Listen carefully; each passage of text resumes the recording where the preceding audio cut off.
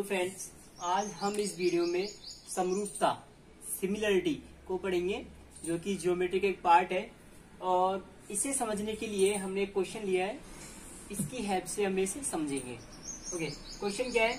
समांतर चतुर्भुज ABCD ABCD जो कि एक समांतर चतुर्भुज है कि भुजा CD का मध्य बिंदु M, ठीक है, इसको B से मिला रहे हैं।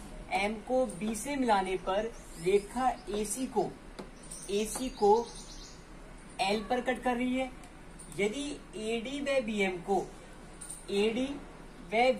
को आगे बढ़ाए, AD को आगे बढ़ाया, BM को आगे बढ़ाया, तो ये दोनों कहाँ मिल रहे हैं? E पर।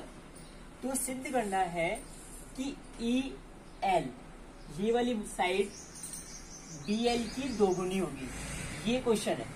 ओके, सो इसको समझने के लिए हम इसमें ट्राइंगल्स लेंगे, और ट्राइंगल्स लेने का चुनाव कैसे करना है वो डिपेंड इस पे करता है कि हमें इंफॉर्मेशन कितनी गिवन है इस ट्राइंगल में।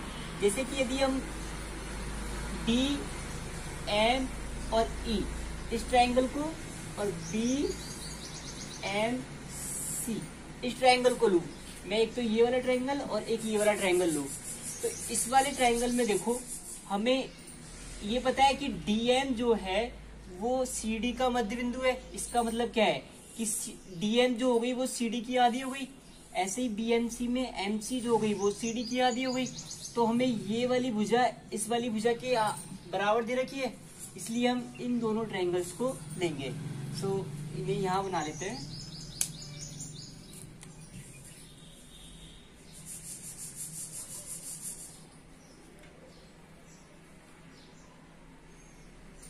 ये हो गया DEM BCM। ओके, ये ट्राइंगल हो गया, ये ट्राइंगल हो गया। इन दोनों ट्राइंगल्स में देखो क्या क्या गिवन है। ट्राइंगल DME व ट्राइंगल BMC में क्या गिवन है? फर्स्ट इंफॉर्मेशन तो ये गिवन है कि CD का मध्य बिंदु M है। इसका मतलब क्या हुआ कि DM और CM बराबर। तो फर्स्ट हो गया DM इजिकल टू CM। क्यों? क्योंकि M CD का मध्य बिंदु है, मध्य बिंदु है। ओके, सेकंड इंफॉर्मेशन क्या गिवन है? ये देखो, ये वाला एंगल इस वाले एंगल के इक्वल। क्यों? क्योंकि एक ही शीर्ष पर दो अपोजिट कोण बन रहे हैं, इधर इधर, तो इसे बोलते हैं शीर्षाभिमुख कोण। ठीक है, तो सेकंड वाला एंगल क्या हो गया? DME, angle DME is equal to BMC, angle BMC शीर्षाभिमुख कोण।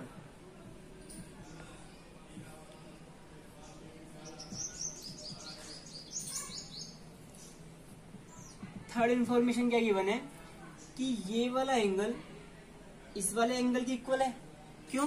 क्योंकि जब भी जेड बने, सीधा वाला जेड या फिर उल्टा बने, और ये जेड कब बनेगा? जब दो लाइंस पैरेलल हो। जैसे ये लाइन इसके पैरेलल है, ये इसके पैरेलल है, और यहाँ पर भी यही है कि AD एक समान ABCD एक समांतर चतुर्भुज है, तो यहाँ पर AD BC के समांतर है ना, तो इसका मतलब DE भी BC के समांतर है। तो यहाँ पर ये जेड बन रहा है, उल्टा जेड बन रहा है, और एक सीधा वाला भी जेड बन रहा है। ओके, तो ये वाला एंगल इस वाले एंगल के इक्वल होगा। ऐसे ही इसमें ये वाला एंगल इस वाले एंगल के इक्वल होगा। ओके, सो यहाँ पर क्या हो जाएगा? यहाँ पर angle EDM is equal to angle MCB या फिर BCM, एंगल BCM। क्यों? क्योंकि एकांतर कोण है। ठीक है, एकांतर कोण कब बनेगा? जब जेड बनेगा। जेड कब बनेगा? जब दो लाइंस पैरेलल होंगी। यहां तक ठीक है? ओके,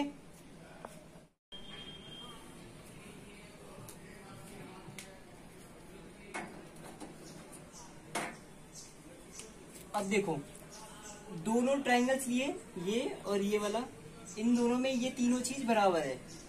जब भी दो ट्राइंगल्स में तीनों भुजाएं, यदि तीनों भुजाएं बराबर होंगी तो S S S, side side side, दो भुजाएं एक एंगल तो एस ए एस, दो एंगल्स और एक भुजा ए एस ए।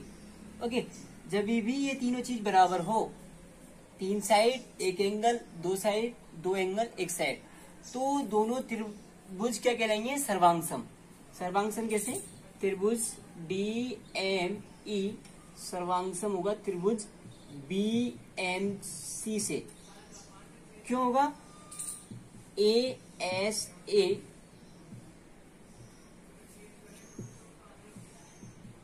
सर्वांग समता से।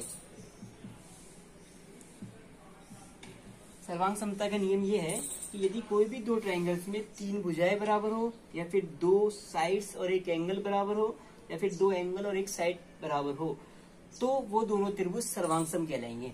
और इसमें क्या है? दो एंगल बराबर है और एक साइड बराबर है, तो ए एंगल साइड एंगल सर्वांगसम था। ओके, अब देखो जब भी दो ट्रायंगल सर्वांगसम होंगे तो उनकी संगत भुजाएं बराबर होंगी, संगत अंग बराबर होंगे। सर्वांगसम सर्वांगसम त्रिभुजों के संगत अंग बराबर होते हैं। अब इसका मतलब क्या है? संगत अंग का मतलब क्या है? यहाँ पर हमने दो ट्रायंगल्स लिए थे डी एम ई और बी एम सी। इन दोनों ट्रायंगल्स में D M is equal to B M C दे रखा था। डन। अब क्या हो जाएगा? यदि दोनों त्रिभुज सर्वांगसम है तो डीई जो होगा वो बीसी के बराबर हो जाएगा और ईएम जो होगा वो एमसी के बराबर हो जाएगा।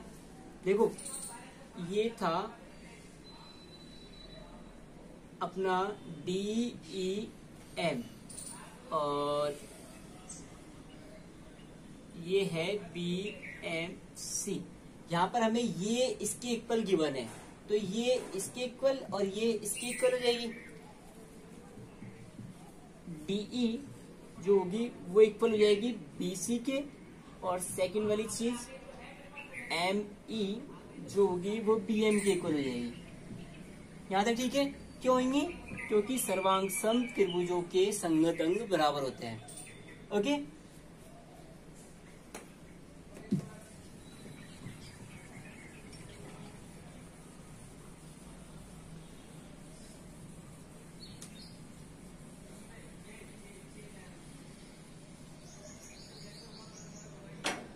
अब देखो हमने दो ट्रायंगल्स को सर्वांगसम सिद्ध कर दिया और वहां से ये प्रूव कर दिया कि डीई बीसी के इक्वल होगी और एमई बीएम के इक्वल होगी। अब यहाँ से आगे क्या करना है? अब दो ट्रायंगल्स और लेने हैं। कौन कौन से ले रहे हैं? जिनपे इंफॉर्मेशन गिवन हो, जिनकी इंफॉर्मेशन गिवन हो। देखो ये हमें इसके इक्वल मिल गया और ये वाली इसके इक्वल पहले से ही है। क्यों? क्योंकि समांतर चतुर्भुज है। समांतर चतुर्भुज की आमने सामने की भुजा बराबर होती है। इसका मतलब क्या हुआ कि यदि मैं एई को यदि मैं एडी प्लस डीई लिख लू, ठीक है, एई को मैंने एडी प्लस डीई लिख लिया, देन अब हमें पता है कि एडी जो है वो बीसी के बराबर है। क्यों? क्योंकि समांतर चतुर्भुज है बीसी, प्लस डीई वो बीसी के बराबर है। क्यों? यहां से तो एई जो हो गया वो 2BC हो गया, फर्स्ट इंफॉर्मेशन। ठीक है, अब देखो हमें BC और AD के बीच में संबंध पता है। इसका मतलब हम दो ट्रायंगल्स ले सकते हैं ALE और BLC, क्योंकि इनके बारे में हमें इंफॉर्मेशन पता है। कौन कौन से ट्रायंगल्स लेने? BLC और ALE, BLC, ये दो ट्रायंगल लेंगे। ट्रायंगल ALE व ट्रायंगल BLC। क्यों लिया? क्योंकि हमें ये इंफॉर्मेशन मिल गई ठीक है, तो इन दोनों ट्राइंगल्स में देखते हैं, यहां पर बना लेते हैं इनको।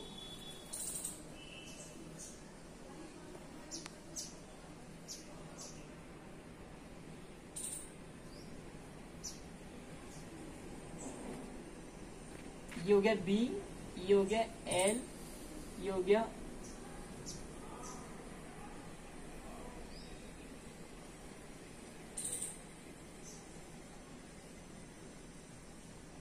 एल, ए, ई, सी। अब इन दोनों ट्राइंगल्स में देखो, हमें ये पता है कि ये वाला एंगल इस वाले एंगल के इक्वल होगा। अभी बताया था कि एक पॉइंट के रेस्पेक्ट में इधर और इधर दोनों साइड एंगल बन रहे हैं, तो ये दोनों क्या कहलाएंगे, शीर्षाभिमुख कोण। पहला एंगल क्या हो गया, A L E, angle A L E is equal to B L C. क्यों? क्योंकि शीर्षाभिमुख कोण है, शीर्षाभिमुख कोण। ओके, सेकंड इंफॉर्मेशन क्या है, मैंने अभी बताया था जेड। देखो यहां पर भी जेड बन रहा है, सीधा वाला भी जेड है और उल्टा वाला भी जेड है। तो ये वाला एंगल इस वाले एंगल के इक्वल और ये वाला एंगल इस वाले एंगल के इक्वल। ठीक है, तो कोई सा भी ले लेते हैं, ये वाला एंगल लेते हैं, तो E A L, angle E A L is equal to B C L, B C L. क्यों है? क्योंकि ये एकांतर कोण है। ओके, और थर्ड इंफॉर्मेशन क्या है, ये वाला एंगल इस वाले एंगल के इक्वल है, तो angle A E B is equal to angle A E B, नहीं sorry, A E L is equal to angle B L B C, या फिर C B L, C B L. ये भी क्यों है? एकांतर कोण। अब यहां पर ये देखना है कि इन दोनों ट्राइंगल्स को यदि हम ले रहे हैं, तो इन दोनों ट्राइंगल्स में 3 एंगल बराबर आ गए, साइड एक भी बराबर नहीं है। जब भी ऐसा हो कि दो ट्राइंगल्स में साइड बराबर ना होकर एंगल बराबर हो जाए, ए, तो वो दोनों त्रिभुज समरूप त्रिभुज कहलाएंगे। ठीक है, समरूप कब? जब साइड बराबर ना हो, साइड बराबर ना हो और तीनों एंगल्स बराबर हो, तो समरूप त्रिभुज। अब समरूप यदि त्रिभुज दो है, तो त्रिभुज ए एल ई समरूप को ऐसे दर्शाते हैं, त्रिभुज बी एल सी। यदि दो त्रिभुज समरूप है, तो समरूप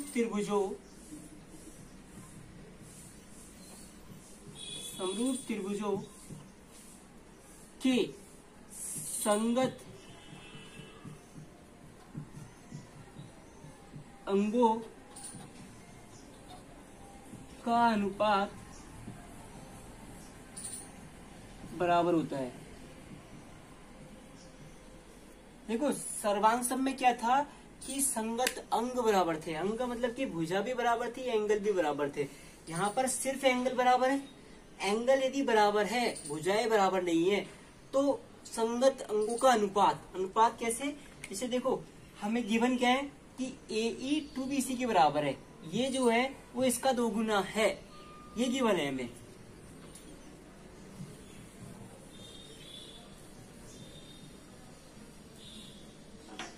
हमें गिवन क्या है कि AE जो है वो 2BC है, ये गिवन है। इसका मतलब AE और BC का अनुपात लूं तो वो 2 है, AE और BC का अनुपात लूं तो 2 है। इस वाले ट्रायंगल ALE, इसमें मैंने AE साइड लिया और इस वाले ट्रायंगल में मैंने BC साइड ली, तो इन दोनों का अनुपात 2 आ गया। इसी के रेस्पेक्ट में हम ऐसे भी लिख देंगे, AE BC हो गया। अब यदि मैं ऐसे लूं, EL इस वाले ट्रायंगल में और BL इस वाले ट्रायंगल में, EL अपॉन BL, क्योंकि हमें करना क्या है, संगत अंगों का अनुपात। संगत अंग जैसे इसकी साइड यदि ये है और इसकी साइड ये है, तो यहाँ पर ये वाली साइड आएगी। यदि मैं ये वाली साइड इस ट्रायंगल में लूं, तो ये वाली साइड इस ट्रायंगल में आएगी। तो यहां से क्या हो गया, EL upon B L is equal to 2 आ गया, और यहां से ई एल जो हुआ वो 2BL आ गया। सिंपल है। और यही हमें क्या करना था, प्रूव करना था। तो ध्यान रखना समरूप और सर्वांग सम में अंतर क्या है। सर्वांग सम में तो सब कुछ बराबर रहेगा, भुजाएं बराबर, एंगल बराबर, ठीक है। समरूप में क्या होगा, समरूप में ओनली एंगल्स बराबर होंगे।